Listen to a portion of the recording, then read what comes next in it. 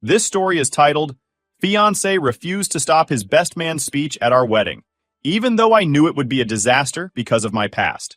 Hey everyone! The channel's been slowing down a bit, and I spend so much time finding these stories for you. If you enjoy the content, please hit that subscribe button. It means the world and helps keep this journey going strong. Let's grow together. Now let's start the video. OP starts by saying, Hey Reddit, I don't even know where to start with this. I guess I should give some backstory first. So, my fiancé Ryan, 30 male, and I, 29 female, have been together seriously since 2021. But we've known each other forever. Like, we grew up in the same friend group, and everyone's been close since middle school. It's one of those groups where people have come and gone over the years, but the core group stayed tight. Ryan's best man, Zach, 30 male, has been his best friend since before I even met him. He's always been a big personality in our group, the guy who jokes around and sometimes crosses the line, but means well. Or so I thought. The other two groomsmen, Chris, 29 male, and Mike, 28 male, are also part of this core group, though they've always been more chill. To set the scene a bit more, I should mention Zach and I also go way back. We met in 6th grade, and I had the biggest crush on him back then. It was kind of obvious. I mean, I was super tall and awkward for my age, and he was one of the only guys my height, so everyone teased me about liking him. Zach made it clear early on he wasn't interested, which was fine. Honestly, looking back, I cringe at how obvious my crush was. But whatever, it was middle school. We both moved on, and our friendship grew from there. Over the years, that old crush just became a running joke between us. Like, I'd laugh about how I used to have a thing for him, and he'd tease me about it in a lighthearted way. It was never anything weird, and I thought we were on the same page about it being harmless. But lately, I don't know. Zach's jokes have been hitting differently. It started small. He'd make comments when the whole group was hanging out about how he dated me first, which, for the record, is not true. I brushed it off at first because, like I said, Zach has always been a joker. But over the past few months, the comments have become more frequent and more uncomfortable. The worst part? Ryan didn't seem to notice. Or maybe he just didn't care. Every time Zach made one of those comments, Ryan would laugh along like it was no big deal. I didn't want to be the buzzkill who couldn't take a joke, so I kept quiet about how it made me feel. I just told myself, this is Zach being Zach. He doesn't mean anything by it. I regret brushing it off now. I should have said something the first time it crossed the line, but I didn't, and now things have spiraled. The big turning point came last weekend when Ryan and I invited Chris and Mike over to hang out. We were just chilling, talking about wedding stuff, when Chris and Mike shared this awkward look. Like, you know when someone clearly wants to say something but isn't sure if they should? That's exactly what was happening. Finally, after a bit of awkwardness, Chris spoke up. Hey, we need to tell you something about Zach, he said. At first, I thought maybe Zach had done something dumb at work, or gotten into trouble with a girl. But then Chris continued, and my stomach dropped. Zach's been talking about his best man speech, Chris said, glancing at Mike. And, well, he's got this idea for a story he wants to share. It's, about Anna. Mike jumped in to clarify. Yeah, he's been joking about how Anna has, made her way through the group, and I just sat there, stunned. I didn't even know how to react. What does that even mean? I asked. Chris and Mike hesitated, clearly uncomfortable. He's basically making it sound like you've dated or, been with every guy in the group before ending up with Ryan, Mike explained. My heart was pounding. For context, I did have 2 little middle school flings in the group before Ryan. One was with Chris. It was a classic, awkward first date where our parents dropped us off at the movies and picked us up after. The other was a short relationship with Mike in 8th grade that lasted all of 3 months and involved holding hands and a very cringeworthy hallway hug. That's it. Ryan is the only one I've ever dated seriously, and he's the only one I've been intimate with. The fact that Zach was twisting my innocent middle school history into something gross was beyond humiliating. Chris and Mike assured me they'd told Zach it was inappropriate, but his response, "Don't worry, Anna's maid of honor is proofreading all the speeches, so I can't get away with it anyway. But what if I could? What if I could?" Those words have been echoing in my head ever since. Like, who even thinks like that? Who even says something like that? It wasn't just a bad joke, it was malicious. Zach wasn't just trying to make a joke at my expense. He was actively trying to humiliate me in front of everyone we love on one of the most important days of our lives. Ryan was quiet through most of this conversation, which honestly hurt. I kept looking at him, expecting him to jump in and say something like, That's unacceptable. I'll talk to Zach. But he didn't. He just sat there, nodding along as Chris and Mike filled us in. After Chris and Mike left, I tried to bring it up with Ryan. So, what do you think about what they said? I asked, trying to keep my voice calm. Ryan shrugged. I mean, it's Zach. You know how he is. He's always been a little over the top with his jokes. I felt my stomach sink. Ryan, this isn't just a joke. He's planning to stand up at our wedding and make me look like I don't even know what. How is that okay? It's not, Ryan said quickly. I'll talk to him. But the way he said it felt half-hearted, like he didn't really see the big deal. I didn't push it that night because I was already exhausted, but the whole situation has been eating at me ever since. I don't know what's going on with Zach. He's never acted like this before. Sure, he's always had a big personality and a bit of an ego, but this feels different. Ever since his long-term girlfriend broke up with him last year, he's been off, bitter, even. I don't want to jump to conclusions, but part of me wonders if this is about jealousy. Like, maybe seeing Ryan and me get married is making him realize something about his own life, and he's projecting that onto us. Or maybe he's just an asshole. I don't know. All I know is that I can't ignore this anymore. The next day, I decided to confide in my maid of honor, Emily, 29 female. She's been my best friend since college, so she knows me better than anyone. When I told her what Chris and Mike said, she was livid. Anna, this isn't a joke, she said. This is Zach trying to humiliate you. If he's willing to pull something like this, what else is he capable of? Hearing her say it out loud made it all feel so much worse. I had been trying to rationalize Zach's behavior, telling myself he didn't really mean it, but Emily was right. This wasn't just a joke that went too far. This was malicious. Emily didn't stop there either. You need to set some boundaries, she said. If Zach can't respect you, he has no business being at your wedding, let alone standing up there as Ryan's best man. Her words stuck with me. Zach and I had been friends for so long that I didn't want to believe he'd do something like this on purpose. But the more I thought about it, the more I realized this wasn't about me being sensitive or overreacting. Zach had crossed a line, and if I didn't address it now, it was only going to get worse. Later that night, I brought it up with Ryan again. Have you talked to Zach yet? I asked. He looked up from his phone, clearly caught off guard. Not yet, he said. I was going to give it a couple of days. I don't want to come at him when I'm still mad. I bit my tongue, but I was frustrated. Ryan, this isn't just about you being mad. Zach is planning to humiliate me, us, in front of everyone we care about. This isn't something you can just brush off. He sighed again, and I could tell he was getting defensive. I said I'd talk to him, Anna. Can you just trust me to handle it? I nodded, but inside I wasn't so sure. Ryan and Zach had been best friends for so long that I didn't know if Ryan could really hold him accountable. I wanted to trust Ryan, but I also couldn't shake the feeling that Zach's behavior wasn't going to change. The whole situation has left me feeling stuck. On one hand, I don't want to blow up our friend group or ruin Ryan's relationship with Zach. But on the other hand, I can't let Zach disrespect me like this. Not at my own wedding, and not in general. I don't know what's going on with Zach. He's always had a big personality and a bit of an ego, but this feels different. Ever since his breakup with his long-term girlfriend last year, he's been acting bitter and kind of mean, especially toward women. I don't want to assume anything, but part of me wonders if this is about jealousy. Maybe seeing Ryan and me get married is making him realize something about his own life, and he's projecting that onto us. Or maybe he's just a jerk. I don't know. All I know is that I can't ignore this anymore. After the conversations with Chris, Mike, and Emily, I started seeing things about Zach that I hadn't really noticed before. Or maybe I'd just been ignoring them. For years, I chalked up his behavior to his personality.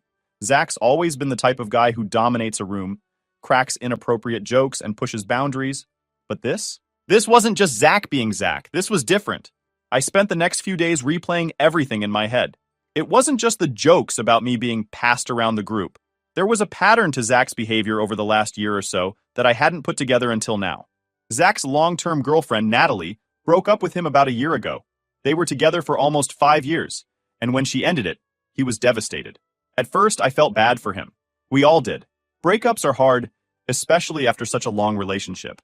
But instead of healing and moving on, Zach seemed to spiral. He started making bitter comments about relationships and, more specifically, about women. At first, it was subtle. He'd joke about gold diggers or how women always want more than they deserve. I remember feeling uncomfortable, but I brushed it off because, well, it was Zach. That's just how he talks, right? But now, looking back, I can see how those little comments snowballed into something bigger. Zach wasn't just bitter about his breakup. He was turning into a full-blown misogynist. One night, a few months after Natalie left, Zach got drunk at a party and started ranting about how nice guys always finish last. I remember him saying something like, "You can do everything right, and they'll still leave you for someone with a bigger bank account or better abs."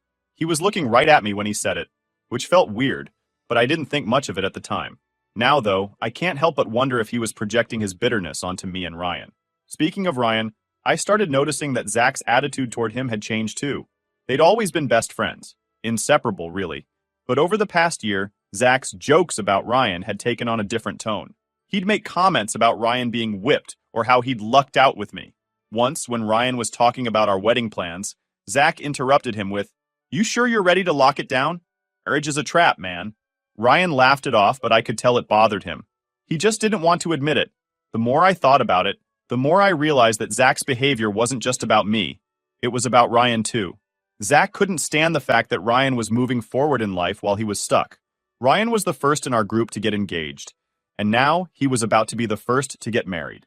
Zach had always been the one who seemed to have it all together. The good job, the long-term relationship, the confident personality.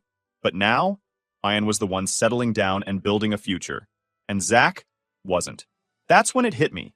Zach's jokes weren't jokes at all. They were his way of dragging us down to his level. He couldn't stand to see us happy, so he was trying to ruin it.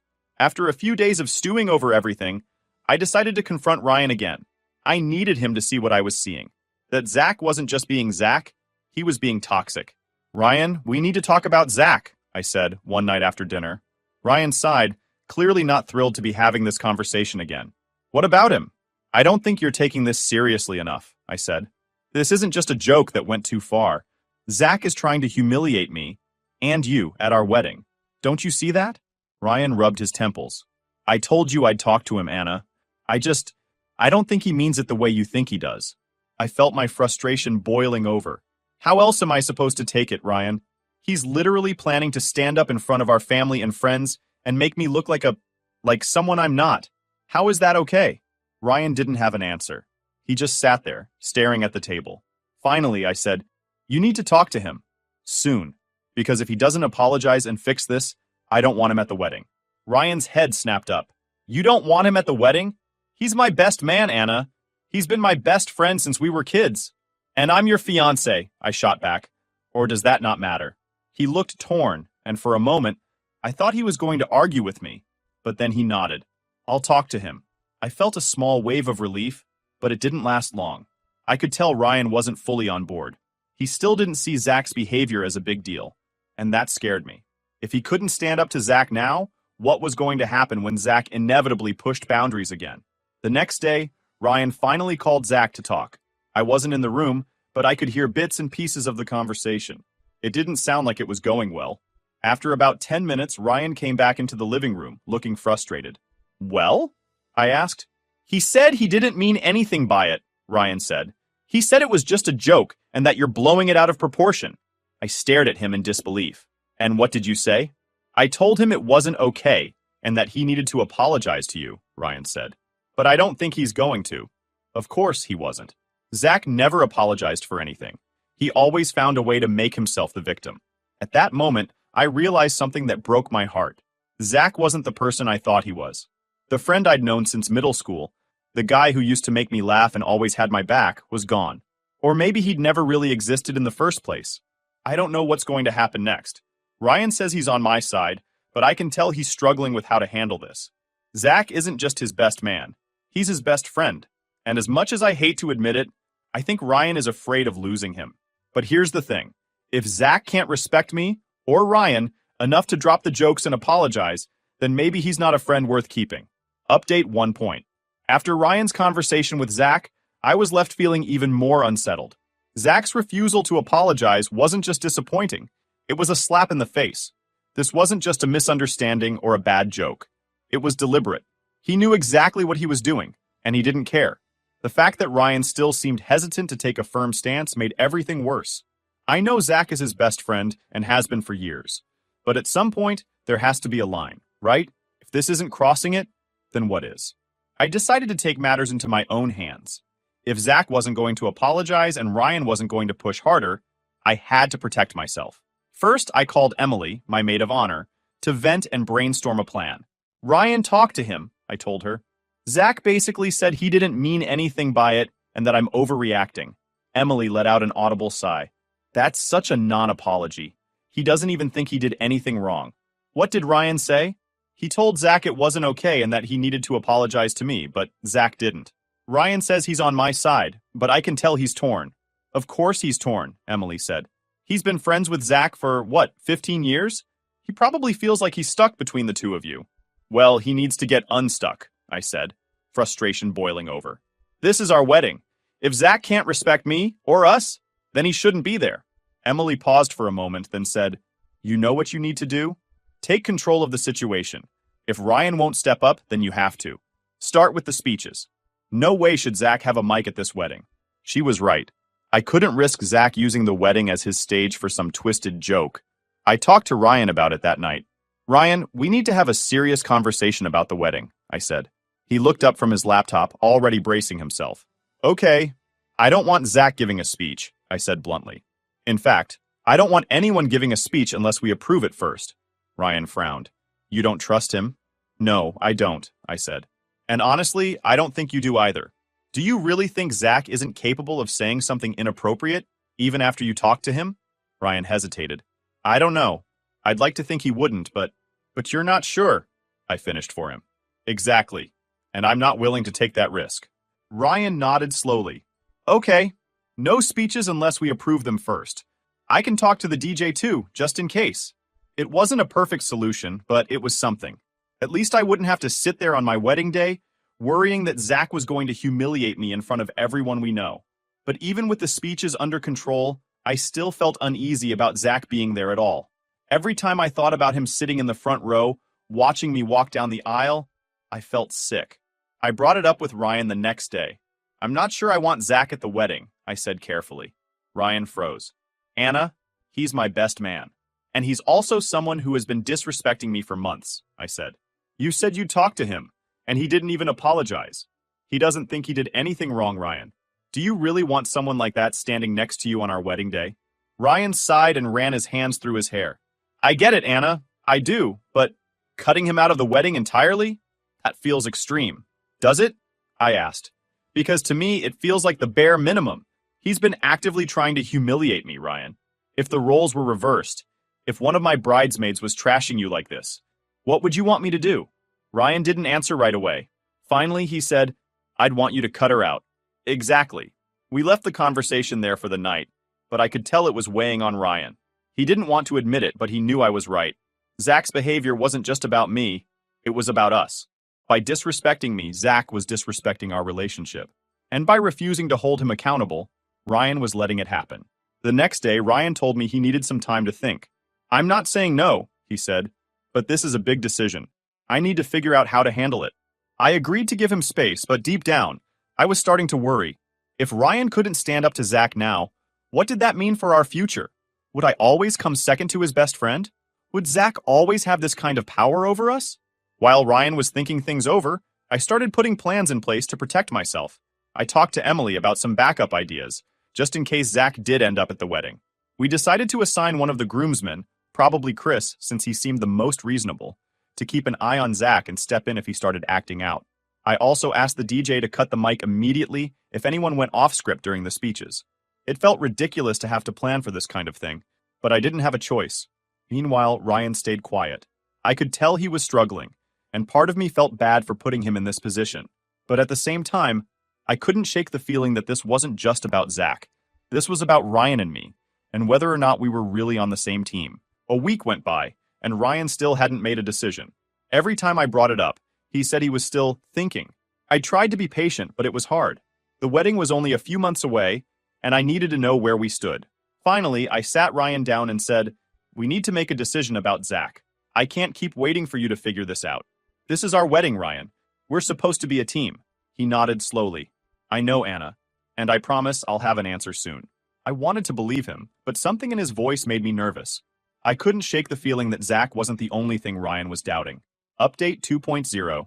I wish I could say that things got better after Ryan said he needed time to think about Zach. I wanted to believe that he'd come to the right decision, that he'd put our relationship first and stand up for me. But instead of clarity, all I got was more silence, more avoidance, and eventually a gut-wrenching conversation I'll never forget. The week after Ryan said he was still thinking about Zach, I could tell something was off. He wasn't just distant. He was actively avoiding me. When we were home together, he'd bury himself in work or mindlessly scroll on his phone. When I tried to bring up wedding plans, he'd give half-hearted responses like, "Let's figure it out later." It felt like I was planning this wedding alone. I tried to convince myself that it was just stress. Weddings are a lot, and the Zach situation definitely wasn't helping. But deep down, I knew it was more than that. Something had shifted between us, and I didn't know how to fix it. Then, one night, everything came to a head. We were sitting on the couch, eating takeout, when I decided to bring up the wedding timeline.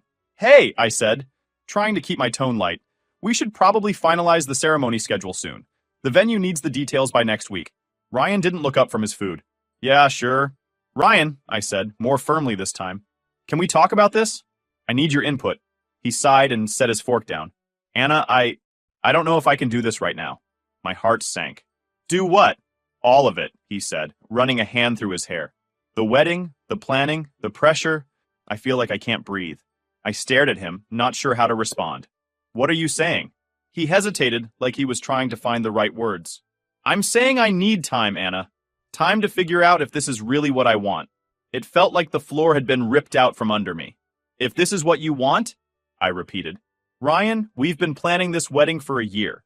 You proposed to me. What do you mean you don't know if this is what you want?" He looked away, unable to meet my eyes. I don't know. All this drama with Zach has made me question everything. Like, if we can't even get through this, what happens when things get harder? I felt like I'd been punched in the stomach. "Are you blaming this on me?" I asked, my voice shaking. "Because I won't let your best friend humiliate me at our wedding?" "No," he said quickly. "It's not about Zach. It's not just about Zach. It's about us. I feel like we've been fighting so much lately, and I don't know if that's normal." "We've been fighting because of Zach," I snapped. "Because he's been disrespecting me, and you won't do anything about it." "I did talk to him," Ryan said defensively. "But you want me to cut him out of my life entirely. Do you know how hard that is for me? And do you know how hard it is for me to feel like I'm not your priority?" I shot back. "Ryan, I'm supposed to be your partner, your teammate. But right now it feels like Zach is more important to you than I am." He shook his head. "That's not true." "Then prove it," I said. "Stand up for me. Tell Zach he's not welcome at the wedding if he can't apologize. Show me that I matter to you." Ryan didn't say anything. He just sat there, staring at the floor. Finally, he said, "I can't make that decision right now." I felt tears welling up in my eyes. "So what does that mean for us?" He took a deep breath and looked at me for the first time all night. "It means I need time, Anna. Time to figure out if I'm ready for this. For marriage. For everything." I couldn't believe what I was hearing. After everything we'd been through, years of dating, months of planning, countless conversations about our future, he was suddenly unsure if he even wanted to get married. It felt like my entire world was crumbling. "When did you start feeling like this?" I asked, my voice barely above a whisper. "I don't know," he admitted. "Maybe it's been there for a while and I just didn't want to admit it. But the Zach thing? It brought everything to the surface. I've been so focused on making you happy and keeping the peace that I haven't stopped to think about what I want." "And what do you want?" I asked, even though I wasn't sure I wanted to hear the answer. "I don't know," he said again. "That's why I need time." I felt a lump forming in my throat. "How much time?" He shrugged helplessly. "A few weeks? Maybe a month? I'm going to stay with my brother for a while. I think we both need some space." And just like that, he was packing a bag and leaving. I stood in the doorway, watching him go, feeling a mix of heartbreak, anger, and confusion. How had we gotten here? How had Zach's stupid, selfish behavior led to this? But as I sat alone in our quiet apartment, I started to wonder if this really was just about Zach. Maybe he was just the catalyst for something that had been simmering under the surface for a long time. Maybe Ryan's doubts had nothing to do with Zach at all. Maybe he wasn't ready to get married, and this was his way of finally admitting it. I don't know what's going to happen next. The wedding is on hold, and so is our relationship. Ryan says he needs time, but I don't know if I can wait around for him to figure out if he wants to be with me. Part of me feels like I deserve better. Someone who knows they want me without hesitation. But another part of me just wants things to go back to the way they were before all of this started. For now, I'm just taking it one day at a time. I've leaned on Emily and my family for support, and they've been amazing. But no matter how much advice I get, I know the decision ultimately comes down to me. Do I wait for Ryan? Or do I walk away and start over? Please Reddit help me with this.